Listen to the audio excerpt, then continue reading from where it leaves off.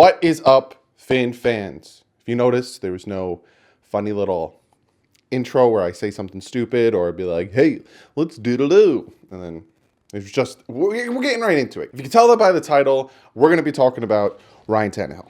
You guys are probably like, why, Doug? Just let it go, man. I want to talk about it because I get Twitter comments, I get comments below and all that stuff that you guys want to talk about Ryan Tannehill and his time with the Miami Dolphins and all that stuff. So let's talk about Ryan Tannehill. Let's talk about Ryan Tannehill's time with the Miami Dolphins.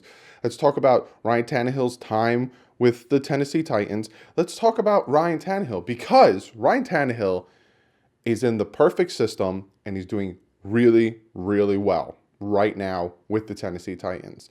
Now, yes, you can look at his game against the New England Patriots and you could see that he didn't have a great game last week.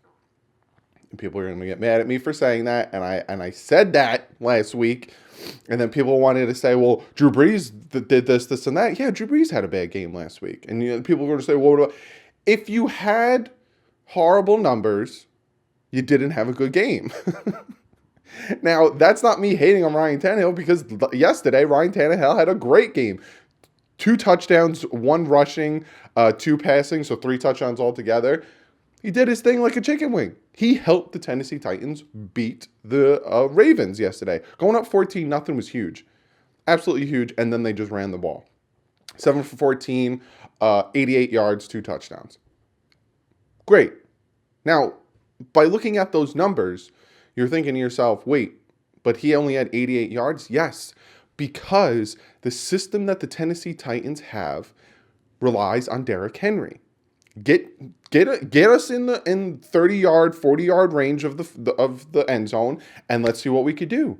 And it just so happened yesterday, Ryan Tannehill threw 2 good touchdown passes to help them take that lead. But that's here nor there. Let's talk about the crux of the matter.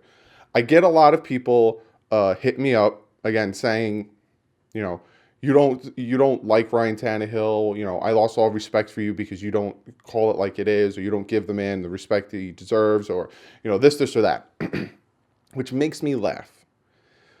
Because what I'm going to talk about is I'm going to talk about Ryan Tannehill's time with the Miami Dolphins. I'm going to talk about Ryan Tannehill's what happened in Miami, why he's not in Miami anymore, and is Brian Flores just like all the other coaches and had no faith in Ryan Tannehill.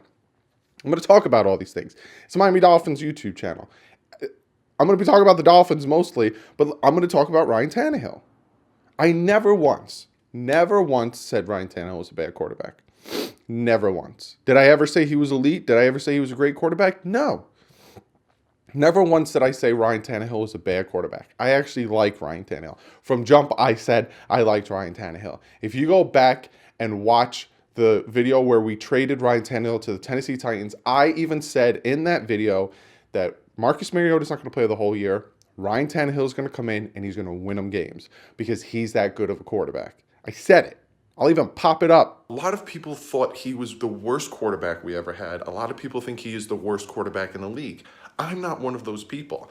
I think Ryan Tannehill is a good, capable quarterback. Right now, with him on the Tennessee Titans as their backup, he's probably the best backup quarterback in the league right now. When Brock Osweiler was doing his Brocktober thing, and then Ryan Tannehill was healthy enough to play again, I was the one who said Ryan Tannehill needs to play. I don't like Brock Osweiler. From jump, I said Brock Osweiler's success has to do with the scheme and the type of plays that Adam Gase is calling. Because Brock Osweiler was dinking dunking, and I think Ryan Tannehill would be better in that scheme, and Ryan Tannehill would do better in the scheme. So I wanted Ryan Tannehill regardless of Brock Osweiler. But I still get called delusional. I still get people telling me they have no respect for me. I get people telling me I don't give Ryan Tannehill the credit that's due. I give him the credit that he's due. But my response, the reason I'm making this video is because a lot of people want to say that the Miami Dolphins didn't do anything to help Ryan Tannehill out. Look at what Ryan Tannehill can do on a team that is built for him, that they put the pieces around him. The Tennessee Titans didn't put the pieces around him. The Tennessee Titans put the pieces around Marcus Mariota and grabbed a backup quarterback that had similar traits to Marcus Mariota. And like I said it. Ryan Tannehill is a better quarterback than Marcus Mariota. Marcus Mariota, I don't think, has played a full season. Having that many injuries starts to mess with your head and starts to make you scared to stay in the pocket and throw the ball. Ryan Tannehill is a mentally tough quarterback. Probably one of the most mentally tough quarterbacks in the NFL. The man's been through a lot the past 8 years. A lot. When it comes from an injury and then re-injuring that injury, when it comes to being sacked a ridiculous amount in Miami and still staying in there, still playing for his team, still fighting for his team. The man is incredibly mentally tough, way more mentally tough than Marcus Mariota. And you could see it because Marcus Mariota at the beginning of the season, once you started hitting him, he crumbled. And then they put Tannehill in. Tannehill starts getting sacked. Tannehill has, let me find it real quick, 31 sacks on the year with the Tennessee Titans. Add another 2, so 33, including postseason. Sacks on the season. 33. That's a lot. It's still a good amount. It's not, like there's about 2 games where he wasn't sacked at all. Oakland and the last game against Houston. But he's still getting sacked. Now, I'll talk about that. But let's talk about Miami, right? Let's talk about Miami. A lot of people want to say that the Miami Dolphins didn't do anything to help Ryan Tannehill. The Miami Dolphins, especially the coaching, didn't try to put the best pieces around Ryan Tannehill for him to succeed. I disagree. Now, did they put the right pieces? Did they pick the right players? Obviously not, because then we wouldn't be in the situation we're in now, and I'll talk about that. They put pieces that they thought were good. Now, Hickey and all these other GMs, hindsight, made the wrong choice. But all these GMs, like Hickey and all these other guys, are doing really well with the Saints and with their other teams. But if you look at it, right, Ryan Tannehill was drafted in 2012 draft. His offensive line, he had Incognito. In 2012, his offensive line was Incognito and Mike Pouncey were the cornerstones, and he had Jake Long as his left tackle. It's a pretty good offensive line for a rookie. He had John Jerry and Jonathan Martin on the other side, so his right side was kind of, but he's a righty quarterback, so he could see that coming. And his offensive weapons were Reggie Bush, Brian Hartline, Anthony Fasano, and Charles Clay. Pretty good, in my opinion, for a rookie guy, and he loved Brian Hartline. So when it came to after his rookie year, and I'm going to talk about 2013, 2014, 2015, 2016, and 2018. I'm going to talk about the pieces that they tried to put around him. Again, a lot of people like to say the Miami Dolphins didn't put the pieces around him for him to succeed. They did. It just so happens they were the wrong pieces. Like in 2013, they re-signed Brian Hartline, who was his favorite target. Him and Brian Hartline connected constantly. Signed Mike Wallace, signed Dustin Keller, and signed wide receiver Brandon Gibson. They were trying to put these weapons around him for Ryan Tannehill to succeed. Then in 2014, they were like, all right, well, this man needs an offensive line. This man is having trouble right now. So they traded for they signed Brandon Albert to a huge contract. They bring in Shelley Smith. They bring in Samson Satelli. They bring in Jason Fox, and they bring in Collegiate. All offensive linemen. They signed 5 offensive linemen in the free agency of 2014, and they bring in Sean Moreno, who, if he didn't have an injury, he would have been great because he was a bull. He was that bull rushing back. When he played for us and he was in there, he was really good, but he got injured. 2014, they tried to do what Tennessee Titans are doing now, and they drafted Juwan James. They drafted Billy Turner, which we all know how Billy Turner, and they drafted Jarvis Landry in 2014. Put the pieces around Ryan Tannehill. It just so happened that it didn't succeed. And Ryan Tannehill was still in that mindset and still in that time frame of his career where he had concrete feet, stared down his receivers, and his deep ball accuracy was horrible. That's the other thing that we got to remember as a Miami Dolphin fan base. We're all looking at Ryan Tannehill now. We're all looking at the 8th-year vet now who's been through a lot, who's learned a lot. And we're saying, why? Look at this. Look at this. Look at this. He didn't do this with Miami. Oh, that's because Miami didn't do this. No, man. He was given the starting position, never had to compete for it, and he had to learn as he was going. Instead of having the man sit for a year and learn the things like how, Aaron Rodgers, Patrick Mahomes, all these quarterbacks that are succeeding now sat for a year and learned how to do and read and all that stuff. That's not what happened, Ryan Tannehill. Ryan Tannehill was thrown into the fire and said, let's see what you can do. And it just like every year, 2015, they bring in J.D. Walton, Jordan Cameron, the tight end, Greg Jennings, and then Kenny Stills they bring in. They also draft Devontae Parker, Douglas the guard, and bring in Jay Ajayi. More help for Ryan Tannehill. 2016, Sam Young, Jerome Bushrard, Craig Erdek, Daniel Thomas, Marquise Gray. They draft Tunsil. They draft Kenyon Drake. They bring in 2 receivers in Carew and Grant. They kept trying to help Tannehill out by putting weapons around him. So, like, when people say that the Miami Dolphins didn't do anything to help Ryan Tannehill, that's not true. Because the Miami Dolphins did everything in their power to help Ryan Tannehill out. Ryan Tannehill literally was learning by, like I said, they threw him into the fire, and he was learning on the go. He was learning. He was a 2-year starter in college. He played wide receiver most of the time because the other quarterback was better. So he wanted to play. He wanted to play for his team, so he went to receiver. Did his thing in college. Came here, struggled with certain aspects like reading the defense, pocket presence, deep ball accuracy. But as the years went on, he got better and better. You know when he had his best year in Miami? When Adam Gase came in. And that's the other thing. The Miami Dolphins brought in coaches that would help Tannehill. Adam Gase was specifically brought in to help Tannehill because the Dolphins wanted Tannehill to be their franchise quarterback. They gave him a huge contract extension for him to be the next Dan Marino. They wanted him to be the successor, the be-all, end-all. And then Adam Gase added Adam Thielen, Sitton, Wilson, Kilgore, Gore, added all these things. In 2016, like I said, he added a bunch of offensive linemen. He drafted Tunsil. He did everything he could. It just, when it comes to the last 3 years of Ryan Tannehill, 2016 was Ryan Tannehill's best year with the Miami Dolphins. What he's doing right now reminds me of 2016 with the Miami Dolphins because he had Jay Ajayi running for 200 yards 2 games in a row, and then the third game was 100, and then he had the 200-yard game against Buffalo. Kind of reminds me of what he's doing with Tennessee right now, right?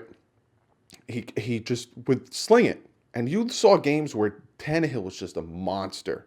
Against the Chargers, where he was taking hits, slinging it. Against the Rams, where he threw that dot to Devontae Parker to win the game. Just slinging it. Doing what he had to do, but he didn't have to do it all. That's the thing with Ryan Tannehill. Don't ask him to do it all. Don't have this man throw it 40 times. If you don't have him throwing it 40 times, and if you have a running game and a defense that can win you the game and keep it in it, and you just ask Tannehill, hey, it's 3rd and 2, can you get this first down for us? Hey, it's 3rd and 5, can you get us this first down? Hey, look, they're going to bite on Derrick Henry's run. We're going to play action it. If you see an opening, just take off. He succeeds, and that's what he's doing. Ryan Tannehill is a good quarterback. Me personally, never said he was bad, and I'm tired of people telling me that I never said he was a bad quarterback. But you guys want to know, why isn't Ryan Tannehill with the Miami Dolphins right now? Why? It's because of all the stuff I was talking about from 2013 till now in free agency.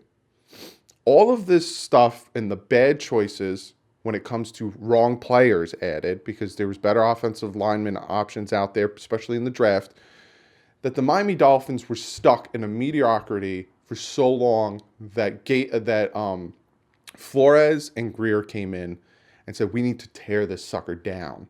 Because all these free agents that were brought in to try to help Ryan Tannehill didn't help Ryan Tannehill and are just hurting the team. So essentially, the organization was like, we got to start back from ground zero. So they got rid of everybody. And they started from ground zero. Now, a lot of people want to say, well, we should have kept Ryan Tannehill. That's what I'm hearing a lot. This organization sucks. We should have kept Ryan Tannehill. If we would have kept Ryan Tannehill on this team this year, do you honestly think he would do as well as he's doing with the Tennessee Titans?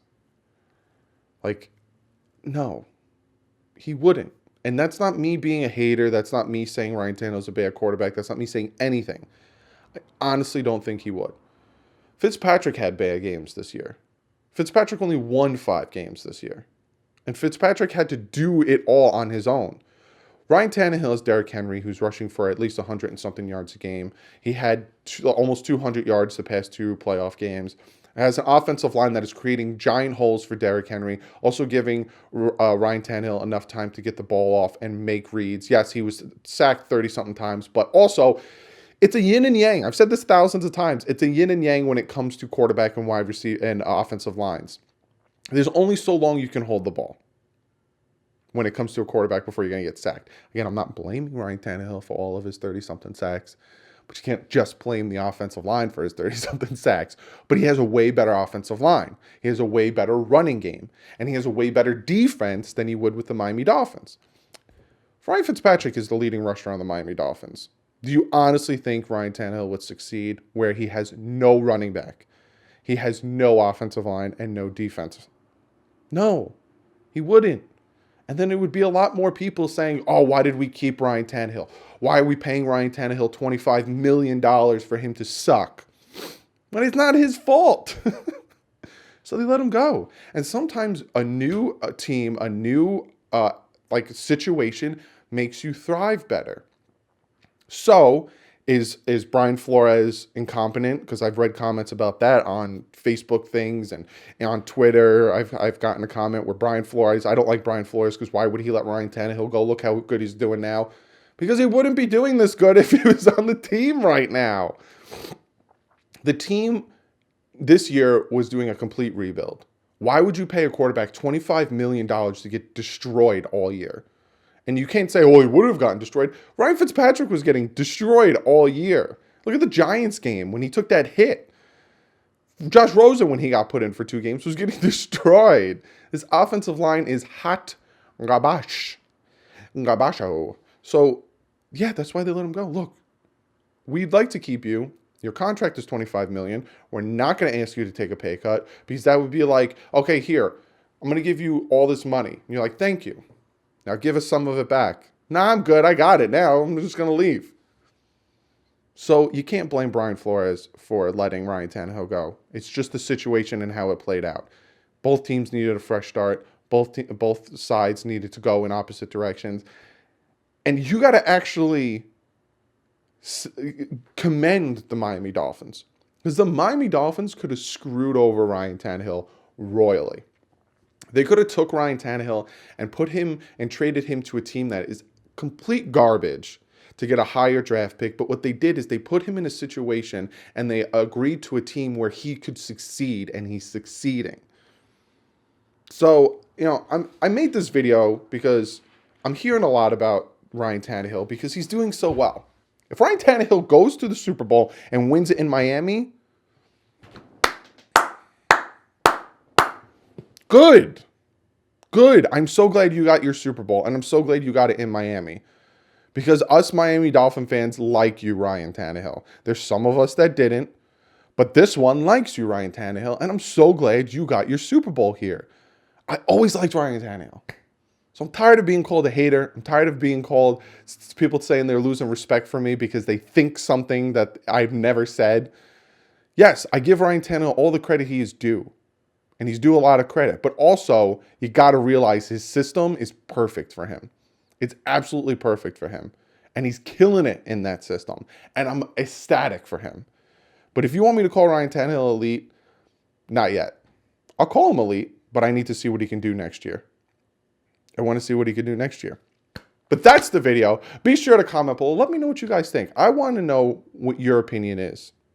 What do you think about what I said about all the players that they put around him? What do you guys think about everything I said about Ryan Tannehill and how it's a perfect fit for him? Do you guys still think the Dolphins screwed him over? Or do you agree with me that, they tried to help him, but they just picked the wrong players? Comment below. Let me know. I don't really got a comment of the day because this whole video is a comment of the day. I'll give you guys a trivia, though. I got a trivia here for this weekend. What team did the Dolphins beat on the road in their season opener in 2017? So what team did the Miami Dolphins beat on the road in their season opener in 2017? I'll give you guys a few minutes to answer that, and then I will give you guys the answer right before the end of the video. But be sure to follow me on Twitter. A lot of you guys follow me on Twitter. I love having discussions with you guys. I'm hearing some of you guys broke it to me that Patrick Graham might be leaving the Miami Dolphins, the defensive coordinator. If that does happen, or if it gets more serious, I will make a video on it. I told you guys I would. So be sure to follow me on Twitter. Check out the Bit Boys. A lot of you guys have been doing that as well. I really, really, really appreciate that. If you like gaming, if you like the comedy, all that stuff, hit the subscribe button. Don't feel like you need to. Also, check out DolphinsTalk.com. Very, very great site. Has a ton of Dolphin content, me, other YouTubers, so be sure to check it out. Other than that, hit that subscribe button. Guys, Ryan Tannehill's killing it, and I'm super happy for him. I'm going to be live streaming the AFC Championship game, so come hang out for that. Also, I got a ton of videos planned I'm going to break down each position for the Dolphins, what I think needs to happen, especially the quarterback position, free agents we should sign, people we should cut, people we should re-sign, prospects. I got so much. So hit that subscribe button. And the answer for the trivia is the LA Chargers. The score was 19-17. The Miami Dolphins in 2017 beat the LA Chargers on the road in their opener. So other than that, I will see you guys probably Monday, or actually later today. I think later today I'm going to make my review of the playoff games. You let me know. Do you like those videos where I kind of give you guys a review of the weekend? If you do, I'll make a video later today. If not, I'll see you guys on Monday or Tuesday with my next video. But other than that, stay classy. Fins up.